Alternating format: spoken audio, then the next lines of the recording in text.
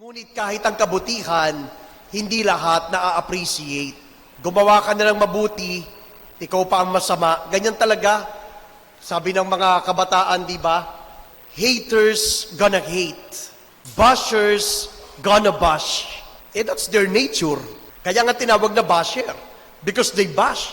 Kaya nga tinawag na hater, because they hate. Alangan namang haters gonna love. Perhaps they will love, but they only love hating.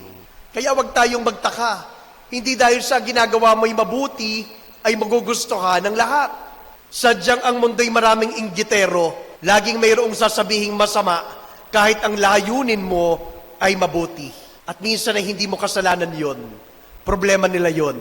Ano ang dapat nating gawin sa mga ganyang pagkakataon?